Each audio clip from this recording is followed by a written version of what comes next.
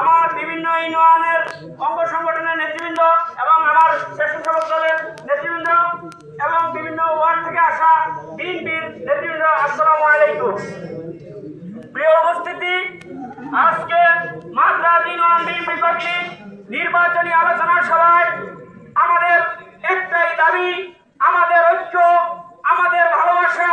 আমরা দলকে কিভাবে ভালোবাসি, আমরা দলকে কিভাবে সুসংগঠিত করতে পারি এবং দলের যে প্রয়োজন, দলের যে মূল কাজ, আগামী ত্রয়োদশ জাতীয় সংসদ নির্বাচনে বাংলাদেশ জাতীয়তাবাদী দল বিএনপির একটি প্রতীক, যেই প্রতীক আমাদের বিএনপির প্রতিষ্ঠাতা সেই শহীদ রাষ্ট্রপতি জিয়াউর রহমানের যেই প্রতীক বেগম খালেদা জিয়ার, যিনি মাদার অফ ডেমোক্রেসি নামে ভূষিত, আমাদের সেই মার্কা নিয়ে আমাদের তরুণের অহংকার জননেতা, আমাদের আগামী রাষ্ট্রনায়ক জনাব তারেক রহমান, আমাদের দেশের সন্তান, আমাদের চব্বিশের মনপুরার মাটি ও মানুষের সন্তান জনাব নুরুল ইসলাম রহমান ভাইকে উপহার দিয়েছেন।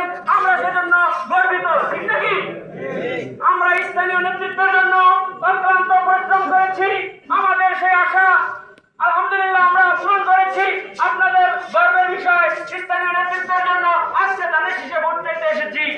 আমরা কিভাবে বিভিন্ন ওয়ার্ডে বিভক্ত হয়ে, বিভিন্ন ওয়ার্ড মুক্ত হয়ে আমরা আজকে যে কমিটির সিদ্ধান্ত নেবেন, আমাদের নেতৃবৃন্দ, আমাদের সিনিয়র নেতৃবৃন্দ, মন্ডলের সভাপতি, সেক্রেটারি নেতৃবৃন্দ আমাদেরকে যেই দিক নির্দেশনা দিবেন, ওই দিক নির্দেশনা অনুযায়ী বিএনপির জন্য, ধানের শীষের জন্য মানুষের দ্বারে দ্বারে, মানুষের ঘরে ঘরে পৌঁছে যাব। এক থেকে একাধিক ঘরে আমরা সুসজ্জিতভাবে সংগঠিত হয়ে আমরা বিভিন্ন ইউনিট ভিত্তিক আমরা সেই নির্বাচনী কাজ চালিয়ে যাব।